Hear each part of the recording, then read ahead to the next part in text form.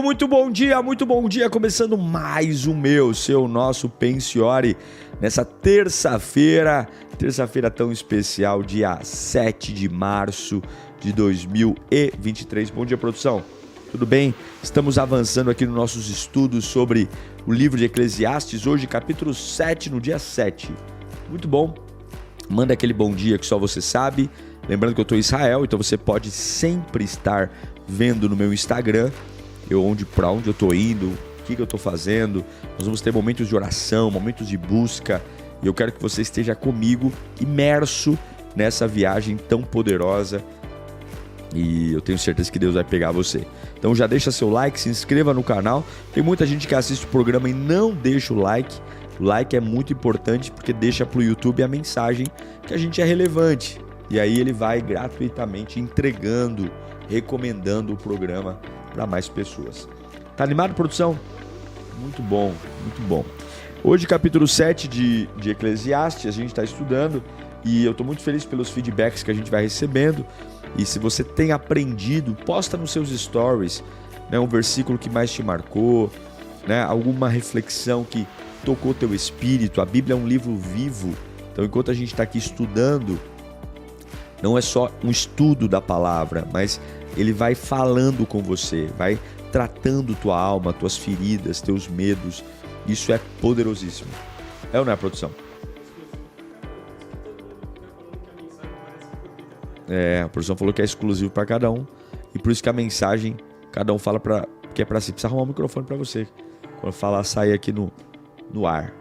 Vamos lá então, vamos estudar a palavra de Deus. Obrigado pelos bons dias, obrigado pelas palavras. Então nós vamos estudar hoje o capítulo 7 de Eclesiastes, escrito pelo rei Salomão no final da sua vida. Muitos dizem ser um livro melancólico, mas na verdade é um livro escrito por um homem que viveu tudo o que tinha para viver e tem suas percepções sobre o que realmente importa. Então normalmente aquilo que empolga eu e você, Salomão, que viveu tudo isso de forma intensa e provou de tudo, vai dizer para nós que tudo isso não passa de vaidade e bobagem. Então é bacana você ouvir, né, ou ler sobre o homem da envergadura de Salomão, para que a gente tenha um destino e uma percepção de construção de vida diferente da dele, né, que se entregou a tanta coisa e no final fica o sentimento de que tudo isso foi uma grande bobagem. Tá?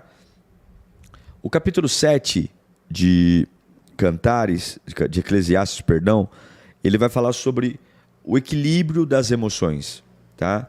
No capítulo 7, Salomão apresenta exatamente 7 coisas excelentes que a gente tem que parar para pensar. 7 itens. E o objetivo dele é que a gente reflita sobre algumas questões da vida e encontrar remédio para os erros cometidos pelas aflições que a própria humanidade nos traz. Tá? Então ele vai falar sobre a importância do bom nome, ele vai falar sobre o dia da nossa morte, que é um dia importante, que a gente precisa parar para pensar, ninguém pensa. Ele vai falar sobre o velório, ele vai falar sobre que melhor é a tristeza. Aqui no capítulo 7 ele vai falar sobre o valor da repreensão. Também vai dizer que o fim é melhor que o começo, e termina as 7 coisas falando sobre a importância da paciência. Tá? Eu dividi o estudo do capítulo 7 de Eclesiastes em 4 blocos principais. Nós vamos estudar o primeiro bloco, o versículo 1 ao 6, e eu dei o nome desse bloco de O Valor de um Bom Nome. O bloco 2, do versículo 7 ao versículo 10, Tristeza e Alegria. O bloco 3, do versículo 11 ao versículo 22, Vantagens da Sabedoria. E o último bloco, do versículo 23 ao versículo 29, O Mal do Pecado. Ok? Bora lá, produção? Vamos trabalhar? Então vamos lá, primeiro bloco do Eclesiastes 7, nós vamos estudar o versículo 1 ao 6. Vamos à leitura. O bom nome é melhor do que o perfume finíssimo. O que é o bom nome, produção? Boa reputação, exatamente. É como as pessoas veem você. como as pessoas te enxergam. Então, melhor que um perfume aí da Jequiti, da Boticário, da Ferrari, é você ter um bom nome. Tem muita gente cheirosinho aí, mas que não tem nome. E o dia da sua morte é melhor do que o dia do seu nascimento. Eita. Vou tomar uma água agora depois dessa. É melhor ir a uma casa onde há luto do que uma casa onde há festa. Pois a morte é o destino de todos. Os vivos devem levar isso a sério. A tristeza é melhor do que o riso, porque o rosto triste melhora o coração. O coração sábio está na casa onde há luto, mas o do tolo na casa onde há alegria.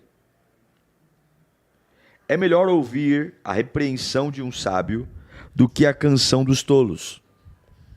Tal como o estado de espinhos debaixo da panela. Tal como o estalo de espinhos debaixo da panela, assim é o riso dos tolos. Isso também não faz sentido. Então, aqui Salomão vai falar sobre algumas coisas que para nós, na nossa sociedade, são tidas como coisas que a gente não quer pensar, que a gente não quer falar, não queremos encarar. Primeiro ele fala do bom nome, que é melhor que o bom perfume. Isso aqui, gente, é algo importantíssimo. Zele pelo seu bom nome. Prometeu, cumpra. Está devendo, pague. Fez um voto, cumpra. Diz que ia chegar no horário, chegue. As pequenas falhas de promessa vão trazendo uma descredibilidade e isso não consegue ser recuperado fácil. A quebra da confiança, a quebra da aliança. Então, por isso que Salomão está falando, para de querer ter uma vida irresponsável. Preserva a tua palavra, preserva teu bom nome, preserva aquilo que você diz que é a fazer. Isso aí é melhor do que um perfume cheirosinho. Tá? Depois ele vai falar sobre o dia da morte, que é melhor que o dia do nascimento. Por quê? Porque exatamente concluir é mais importante que terminar. Né? Quando a gente nasce, na maioria das famílias, há uma festa. Né? A enxoval da criança, parentes vêm visitar, né? Nos nossos dias, a postagem na internet, com quem parece, né? Que gracinha, que maravilha, né? Tudo do bebê é maravilhoso, o cocô do bebê é maravilhoso, o xixi do bebê é maravilhoso, o choro do bebê, mas uma criança, um bebê não é nada. Ele não tem mérito algum, ele não tem história nenhuma. E nós já vimos bebês fofinhos, maravilhosos, se tornarem assassinos, se tornarem pedófilos, se tornarem bandidos. Né? Todo criminoso foi um bebê fofinho. Todo marginal, ou seja, pessoas que vivem à margem da sociedade, foi um cuticute na maternidade. Então, mais importante do que o dia de como eu nasci, que tem toda uma euforia dos meus pais, da minha família, é o dia que eu vou morrer. É o que vão falar à beira do meu caixão. É o que vão dizer ao lado da minha esquife. Que tipo de lembrança? Se vai ser um sentimento de alívio, né? Vai tarde, praga. Ou se vai ser um sentimento de, meu Deus, né? Que falta vai fazer. Mas olha o legado que deixou. Então, é essa reflexão que Salomão está trazendo. E aí ele vai dizer que é melhor você ir a uma casa que há luto do que uma casa que há festa. Por que essa melancolia? Não é que ele está desprezando a festa. É que a festa não nos faz refletir sobre nada. A festa não nos confronta. A festa não nos traz a realidade da vida. A festa não revela o tempo que estamos perdendo com coisas desnecessárias. Muito pelo contrário. Todo mundo que vai num velório, todo mundo que vai numa festa ou numa casa que há luto, é forçadamente empurrado a pensar sobre sua própria vida, sobre seus valores, sobre afeto, sobre amor, sobre empenho, sobre dinheiro, sobre dar flores em vida para alguém. Então, o luto é um lugar que ninguém quer estar, mas ele nos obriga a refletir sobre como estamos vivendo. E é por isso que Salomão está falando, olha, que algumas vezes é importante estar num lugar de luto. Ninguém gosta de visitar um cemitério, né? Mas deveria ser um hábito. Ai, pastor, Deus me livre, cruz credo, está amarrado. Está amarrado não. É importante ir num cemitério para você se deparar com a realidade da vida. Porque a realidade da vida não é que você está indo para festas constantes. Você está caminhando para o fim. Você está caminhando para o fim. E deveríamos ter isso em mente. E aí ele vai dizer, né, que a morte é o destino de todos e os vivos devem levar isso a sério. A tristeza é melhor do que o riso. Ele está falando aqui das reflexões, né? Porque o rosto triste melhora o coração. Um coração sábio está na casa do luto, que é o que eu já falei para vocês. É melhor ouvir a repreensão de um sábio do que canção de tolos, né? É melhor ser confrontado por uma análise da vida do que viver, né? Vai rolar a festa, vai rolar. Tá aí um monte de tolo pulando o carnaval, né? Pulando o carnaval. Eu não sou contra a festa. Mas o que Salomão está falando é, não deixe a festa encobrir suas responsabilidades. Né? Tem gente que vive de festa em festa, de balada em balada, de porre em porre, né? Ao preço de não entender que sua vida profissional está um fracasso, sua família está um lixo, sua saúde está uma porcaria, né? Mas de porre em porre, de cama em cama, a pessoa vai sobrevivendo, ignorando, né? E aí ele fecha dizendo que, tal como o estalo de espinhos debaixo da panela, assim é o riso dos tolos. E isso também não faz sentido. Ou seja, o que é o estalo de espinhos debaixo da panela? Significa? Quem ouve estalo de espinhos debaixo da panela, dá a impressão que tem fogo debaixo dela. Está esquentando. Né, o fogo da brasa. Mas esquenta? Não, só parece, mas não é. Então, assim como estalo de espinho debaixo da panela parece ser o estalo de brasa na madeira, mas não é, não vai chegar a lugar algum, não vai produzir alimento nenhum, assim é o riso dos tolos. É uma alegria idiota, é uma alegria que não faz sentido. Palavras de Salomão, hein? Vamos para o segundo bloco, produção. Versículos 7 ao 10. Quanto aprendizado, hein? Quanto aprendizado. 7 ao 10, vamos lá.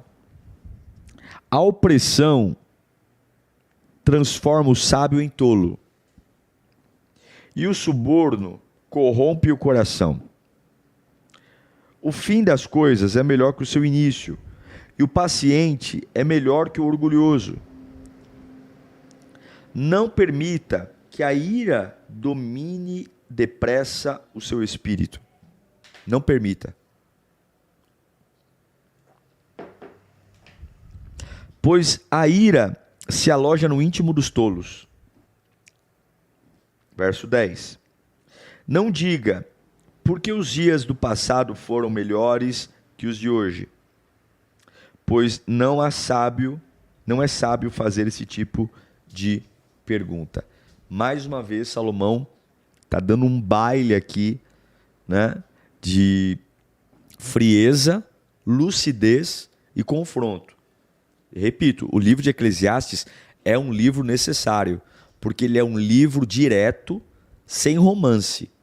Ele descortina essa vida que a gente cria de ilusões. Então ele já começa dizendo, né, que a opressão transforma o sábio em tolo. Tá? Então o que é a opressão? É quando você permite que a dureza da vida seja maior do que a sua esperança. Então, qualquer sábio oprimido, apunhalado, pressionado, ele vai virar tolo. Então ele vai dizer que o suborno corrompe o coração. Por que ele coloca o suborno na mesma linha, no mesmo versículo da opressão? Porque pessoas oprimidas querem soluções rápidas. pessoas em apuros querem acelerar o fim do seu sofrimento. E qual é o caminho mais rápido para você pular fases? Subornar. Eu compro vitórias, eu compro alívio. Não é à toa que as igrejas vivem cheias de campanha, que é o toma lá dá cá. Eu dou para Deus algo. A Bíblia diz que sacrifícios agradáveis a Deus é um espírito quebrantado, né? O maior sacrifício que você pode dar a Deus não é seu dinheiro, é o seu coração, é a sua renúncia, né? Então, algumas vezes é mais fácil eu comprar um bem-estar para receber. Então, tome muito cuidado, porque Salomão ele está colocando que o suborno ele torna o sábio em tolo para exatamente querer acelerar processos que deveriam ser vividos. E aí ele vai dizer no versículo 8 que melhor que o início é o fim. Hein, produção? Melhor, e essa é a sua luta, terminar bem. Começos não dão dignidade, começos não dão vida. A honra está baseada no seu término, na sua conclusão. A conclusão diz se algo foi bom ou ruim. Você pode pregar um sermão maravilhoso. Se você não souber concluir, o sermão não cumpre o papel. Você pode fazer um filme lindo. Se a conclusão do filme não for boa, todo o filme foi pro beleléu. É ou não é? Agora você tem... Eu já assisti filme porcaria, mas o final foi emocionante. Você sai dali dizendo, que filmaço. Por quê? Porque o final das coisas é melhor que o começo. Por isso que o cair é do homem, mas o levantar é de Deus. Por isso que eu creio em novos começos. Não importa quão fundo você se enfiou, que buraco você entrou, não importa que tipo de vida maldita você estava levando, Deus tem poder para mudar essa história. Deus tem poder para mudar essa situação. Só precisa abrir sua mente, tá? E aí ele vai dizer que a gente precisa ter mais paciência do que orgulho. Paciência e orgulho não vivem na mesma cozinha. Porque a paciência é o revestimento da humildade. Eu aceito esperar. Eu sei que eu vou vencer. Eu sei que Deus tem um plano para mim. Eu sei que lá na frente eu vou triunfar. E por isso eu espero. Eu vejo alguém tripudiando, eu vejo alguém dando risada, eu espero. Eu mato o meu orgulho com a humildade. Vamos deixar, né? Quem ri por último, como diz o ditado, ri melhor. Vamos esperar. Algumas pessoas falam que quem ri por último é o besta. Não, quem ri por último não é besta, não. Quem ri por último não é aquele que não entendeu a piada, não. Quem ri por último, segundo a Bíblia, é aquele que termina direito, né? O que adianta eu ganhar o primeiro round, o terceiro round e perder a luta? O que adianta? O que adianta, né, fazer 4 gols no meu adversário e o adversário vira o jogo, faz 5 e ainda sai com mais superação ainda? Porque uma coisa é você ganhar de 5-0, outra coisa é você ganhar de 5-4. Qual que é melhor? 5-4. Ainda mais se você começou o jogo perdendo. Mostra garra, superação. Então, cuidado, porque o orgulho não te fará esperar. Não permita que a ira domine depressa o seu espírito, pois a ira se aloja no íntimo dos tolos. O que ele está falando? Pessoas tolas têm raiva. E pessoas raivosas perdem bênçãos. Pessoas raivosas estragam processos. Pessoas raivosas falam antes da hora, não entendem. Pessoas raivosas são tolas no íntimo. Então não diga, porque os dias do passado foram melhores do que o de hoje, pois não é sábio fazer esse tipo de pergunta. O que ele está falando? Né? O tolo, ele é melancólico. O tolo, ele se nega a abrir a vida para viver dias melhores, porque ele entende que nunca algo vai superar o que ele viveu. Então, nunca vai ter um amor maior do que o amor que ele teve no passado, nunca ele vai ter uma experiência com Deus maior do que a que ele teve no passado, então ele sempre vive para o pior. A vida dele desce uma ladeira. Agora é contra tudo que Salomão falou. Melhor que o começo é o seu? Então, se melhor que o começo é o final, eu não vivo numa descendência, eu vivo numa ascendência. Então, é isso que ele está falando. Não é sábio dizer que os dias do passado são melhores do que os dias de hoje. É burrice. É ir contra a palavra. As minhas melhores pregações eu ainda não fiz. Os melhores pensiores ainda não foram feitos. Os melhores cultos ainda não aconteceram. Os melhores momentos do meu casamento com a minha filha ainda vão vir. Porque não é sábio endeusar fases passadas. É tolice. Certo, produção? Vamos lá então. Terceiro bloco. Do 11 ao 22. Vamos lá. A sabedoria é como uma herança. É uma coisa boa. Ou seja, se a sabedoria é como herança, eu posso passar de pai para filho. Meu filho não precisa bater cabeça onde eu bati. Meu filho não precisa fazer a mesma burrice que eu fiz. Né? E quando o filho é repeteco da burrice do pai, é porque a sabedoria não estava no pai. Porque a Bíblia está falando, a sabedoria é como herança, é coisa boa. É beneficia. Minha letra é tão pequenininha aqui. E beneficia aqueles que veem o sol. A sabedoria oferece proteção, como faz o dinheiro. Mas a vantagem do conhecimento é esta: a sabedoria preserva a vida de quem o possui. Considere o que Deus fez.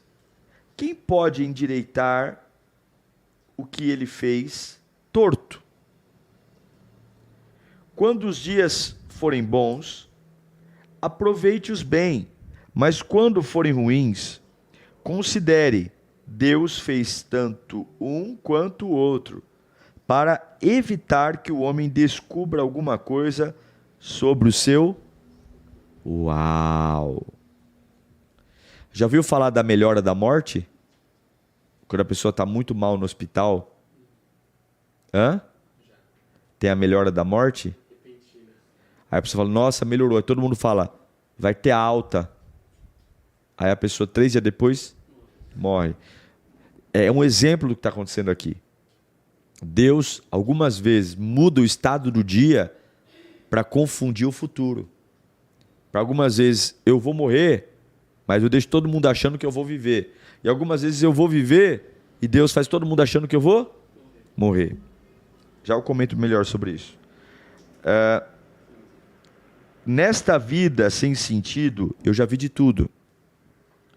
Um justo que morreu apesar da sua justiça e um ímpio que teve vida longa apesar da sua impiedade.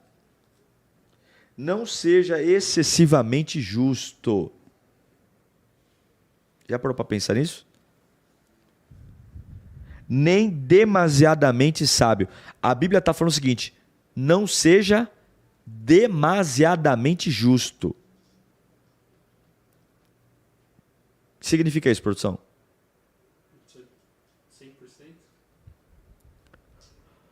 A Bíblia está falando, não seja excessivamente justo, nem demasiadamente sábio, porque destruir a você mesmo. Não seja demasiadamente ímpio, não seja tolo, porque morrer antes do tempo. É bom reter uma coisa e não abrir mão de outra, pois quem teme a Deus evitará ambos extremos. A sabedoria torna o sábio mais poderoso que uma cidade guardada por 10 valentes. Todavia, não há um só justo na terra, ninguém que pratique o bem, nunca e nunca peque. Verso 21. Não dê atenção a todas as palavras que o povo diz. Caso contrário, poderá ouvir o seu próprio servo falando mal de você. Pois em seu coração você muitas vezes pois em seu coração você sabe que muitas vezes você também falou mal dos outros. Meu Deus, muita coisa aqui. Vamos devagar. Então vamos lá. versículo 11, ele vai destacar para a gente que a sabedoria é uma herança que beneficia todos aqueles que têm. É uma proteção. Então, a sabedoria faz dinheiro, a sabedoria, ela leva vantagem do conhecimento. Né? Você vê, tem muita gente que fez 1 bilhão de faculdades e está desempregado.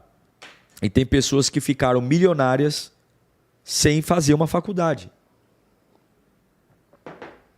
Porque a sabedoria faz dinheiro, mas o dinheiro não faz sabedoria.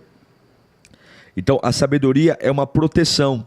A Bíblia diz, faz dinheiro e leva vantagem sobre o conhecimento, e ela preserva a vida de quem possui. O sábio vive melhor. Não é o acadêmico. Claro, eu posso juntar o meu conhecimento com sabedoria, mas a sabedoria vem de Deus. Então, a sabedoria vem do Pai. No versículo 12, não precisa ir projetando aí não, tá, produção? Nessa parte. Considere o que Deus fez. Quem pode endireitar o que fez torto?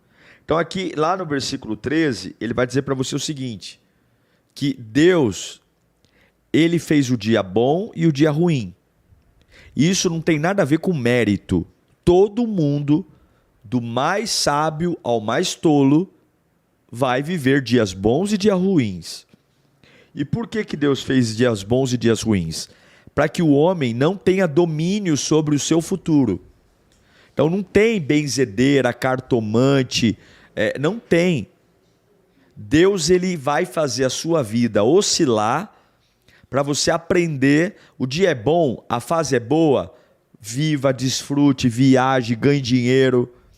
A fase é ruim, né? Ele vai dizer, o que você tem que pensar na fase ruim? Deus fez o dia bom, Deus fez o dia mal. É para eu viver isso. E isso vai evitar que o homem descubra alguma coisa sobre o seu futuro. Aí ele vai dizer o seguinte, que a vida nem sempre é uma matemática exata, porque ele já viu pessoas justas morrerem cedo, e ele já viu ímpios terem uma vida longa, apesar da sua impiedade. E aí ele vai dizer, não seja excessivamente justo. O que é ser excessivamente justo? Pensa num guarda de trânsito. Está lá um guarda de trânsito, o guarda de trânsito está lá para cumprir o quê? A lei. Aí vai uma pessoa que atropela um pedestre, certo? E sai correndo. E o pedestre está lá estirado no chão. E o guarda de trânsito está lá. Se o guarda de trânsito for excessivamente justo, ele vai ignorar o fato do pedestre atropelado estar no chão para ir atrás do bandido que atropelou o pedestre, porque ele tem que prender, ele tem que cumprir a lei. Só que o preço dele cumprir a lei, dele ser excessivamente justo, é não socorrer uma pessoa que está no chão. Por isso que antes da justiça vem o quê? A misericórdia. Quando eu sou excessivamente justo, eu não permito a misericórdia. Então, quando eu sou excessivamente justo, eu posso ter tanto objetivo de fazer a justiça, que eu esqueço a misericórdia. Eu esqueço a misericórdia.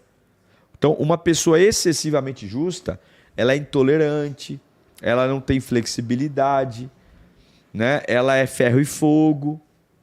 Então ele vai dizer, não seja excessivamente justo, seja justo. E algumas vezes eu preciso abrir mão da justiça para ter a misericórdia, que é o nosso caso. Por que nós hoje servimos a Deus? Deus foi excessivamente justo? Não.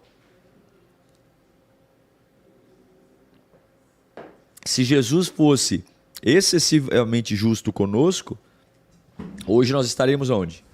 No inferno. Mas a misericórdia está acima da justiça, né? Então, a sabedoria torna o sábio mais poderoso que uma cidade. Então, busca a sabedoria. Todavia, não há justo na terra que pratique... Não há um só justo na terra, ninguém que pratique o bem e não peque. Então ele diz assim, ó, não dê atenção a todas as palavras que o povo diz. Caso contrário, você poderá ouvir seu próprio servo falando mal de você. Pois em seu coração você não sabe que muitas vezes você também falou mal dos outros. Aqui ele está falando sobre você não ter uma imagem a ser reconhecida ou uma identidade a ser afirmada por pessoas que estão à sua volta. Então, o que Salomão está falando? Né? É preciso que você tenha condições de ter uma identidade em Deus e a sabedoria não ficar perguntando para os outros quem eu sou, para onde eu vou. Porque algumas vezes o que vão falar de você pode ser algo que vai te destruir. Certo, produção? Até porque nós mesmos falamos mal. Ele diz aqui, ó. Pois em seu coração você sabe que muitas vezes você também falou mal dos outros. Então, baixa a bola, tá? Quando você descobrir que alguém está falando mal de você, não dá chilique, não dá piti, não fica tendo ataque de pelanca. Baixa a bola, porque assim como o Salomão está falando, tu também já falou mal de gente, tá? Tu também não é santo, não tem santo aqui nessa terra não. E aí vem o último bloco, versículo 23 ao 29, o mal do pecado. Vamos lá. Versículo 23. Tudo isso eu examinei imediatamente. É isso? Perdão. Tudo isso eu examinei mediante a sabedoria e disse: estou decidido a ser sábio, mas isso estava fora do meu alcance. A realidade está bem distante e é muito profunda. Quem pode descobri-la? Certo?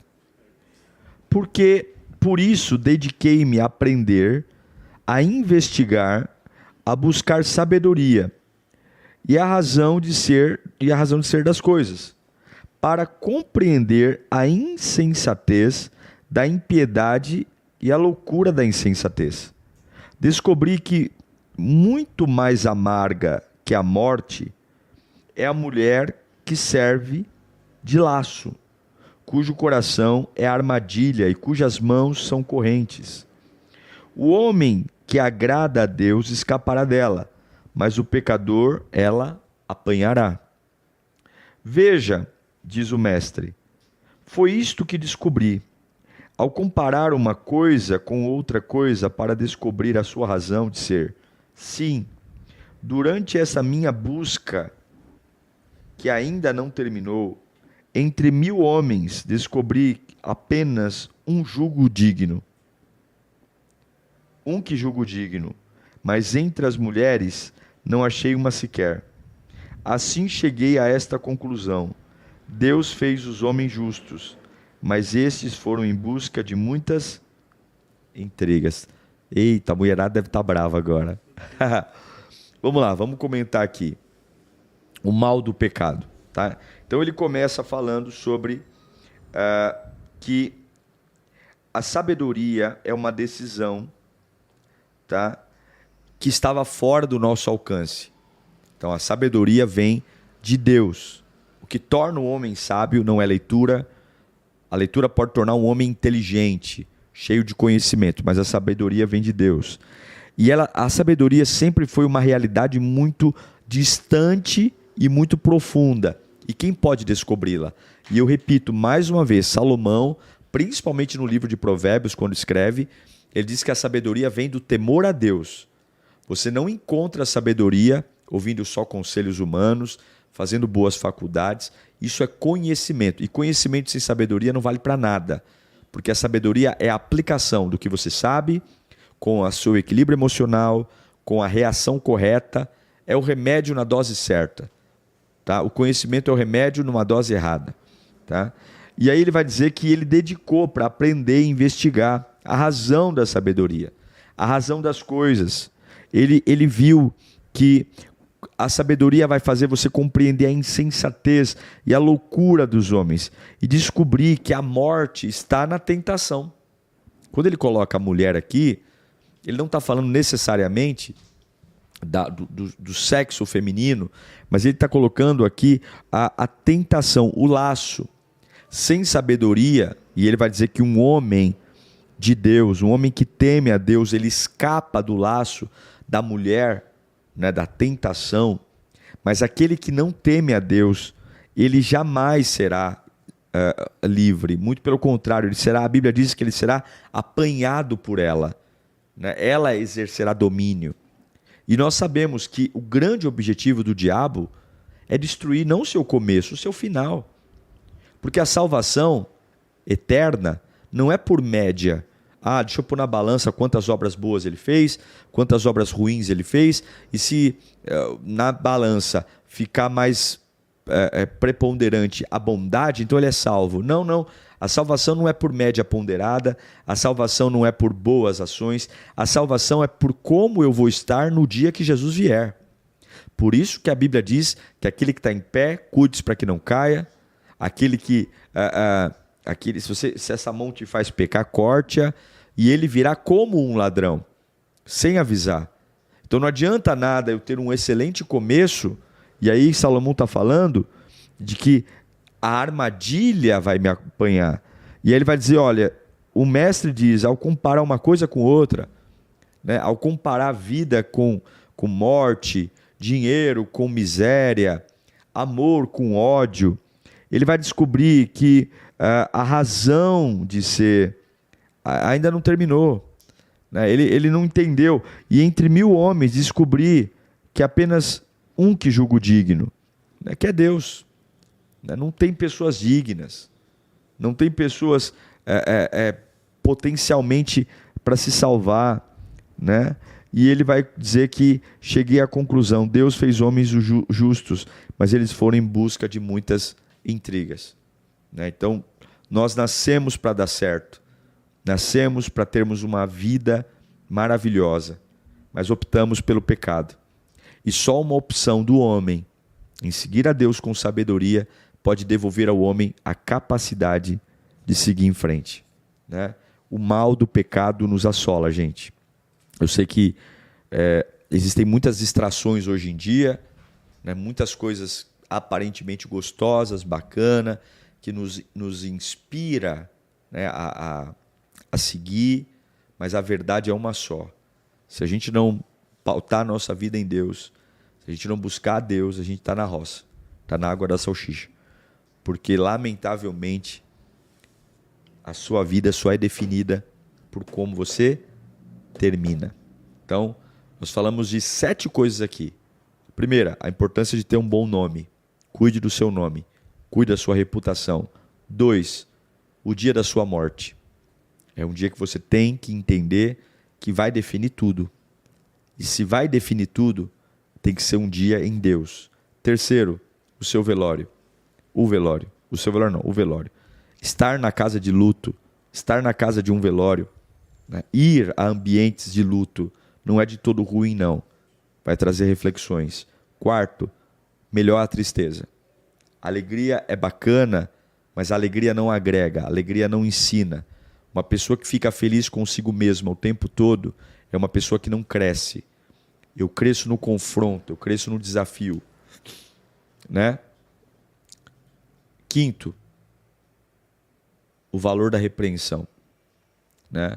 A importância de ser confrontado. A sabedoria não vem quando você é alisado. A sabedoria vem quando você é confrontado. 6, o fim é melhor que o começo. Não é como você nasce, é como você...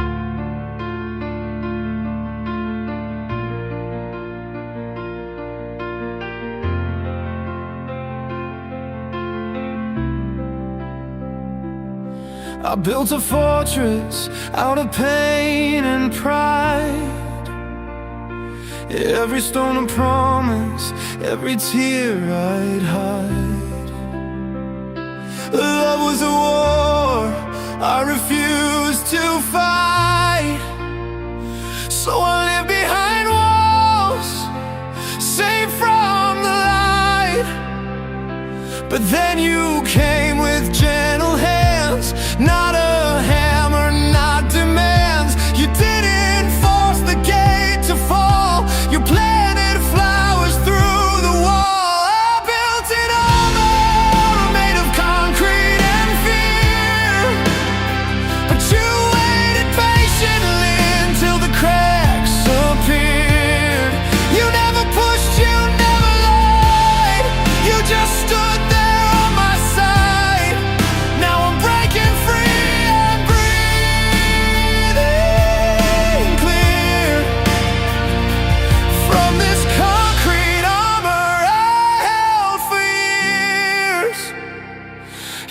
sang through silence. You stayed through storms while I was hiding from what love transforms. You didn't need to save or mend. You just showed me what it means to bend.